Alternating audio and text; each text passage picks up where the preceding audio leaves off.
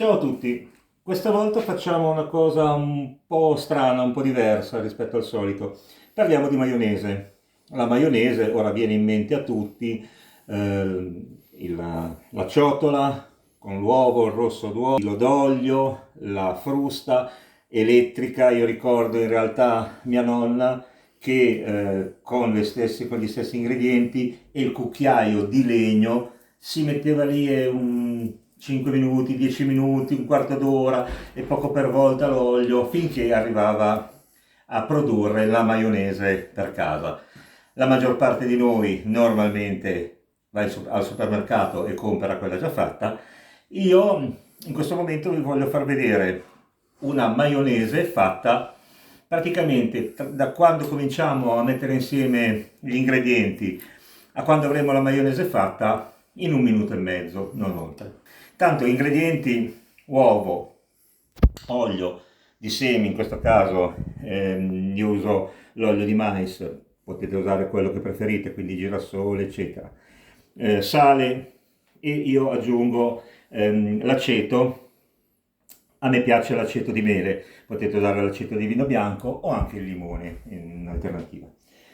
In questo caso l'importante è la dose, la quantità di olio. L'olio va pesato e per ogni uovo l'olio deve essere 200 o 210 grammi.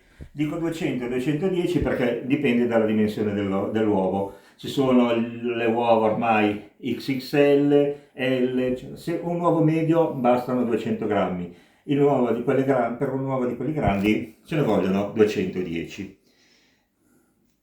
A questo punto, strumentazione di base: il frullatore a immersione, il suo bicchiere e le altre piccole cose che possono servire per preparare il tutto. A questo punto partiamo ovviamente dall'uovo. E qui già la prima anomalia, ecco, vedete, io rompo l'uovo sempre al di fuori del contenitore in cui poi devo lavorare, perché con le uova non si sa mai. Intanto potrebbero finire all'interno un pochino di pezzi di guscio. Seconda cosa, l'uovo, se non fosse perfettamente fresco, perlomeno riusciamo a non contaminare il contenitore con cui poi lavoriamo. A questo punto l'uovo è a posto, quindi lo mettiamo nel nostro bicchiere. Come vedete ho messo l'uovo intero. Voi mi direte, ma la maionese si fa con il rosso d'uovo. In questo caso vedrete che faremo le cose con tutto l'uovo, rimarrà molto buona, ma è anche abbastanza leggera.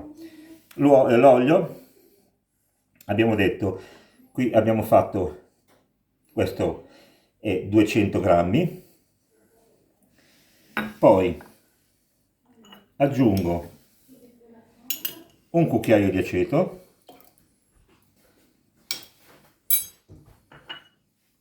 e un pizzico di sale. Poi quando prenderete dimestichezza vedrete voi quanto aggiungere sia di aceto che di sale. A questo punto prendo il mio frullatore immersione e faccio una cosa che è basilare. Quando mettiamo giù il frullatore, ce ne sono alcuni che hanno addirittura la parte in fondo ancora più a cupola e dentro, come vedete, potrebbe rimanere dell'aria. L'aria da sotto la cupolina del frullatore va tolta tutta. Questo perché sennò si forma una schiuma e la maionese non funzionerà. A questo punto faccio partire tenendo il frullatore fisso in fondo.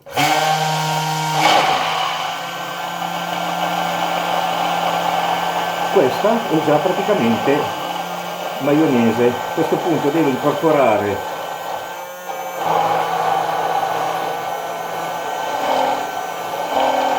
l'olio che è rimasto in superficie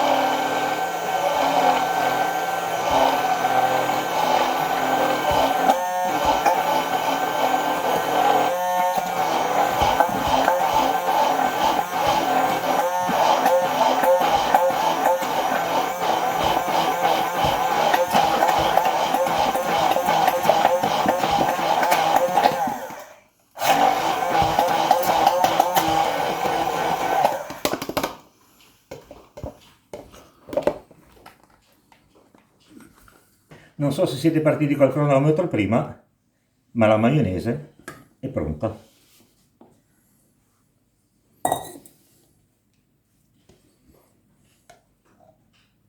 Vedete la consistenza?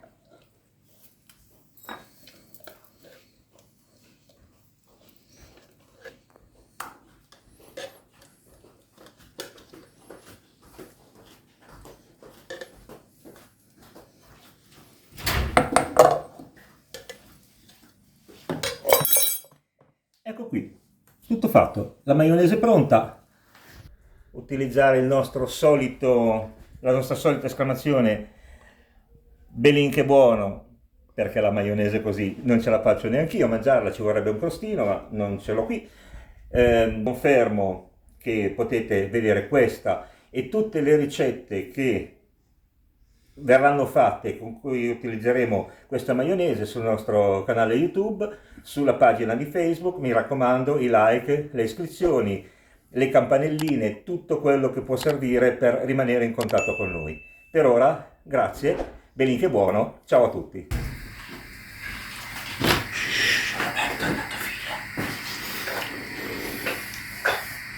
Belin che buona.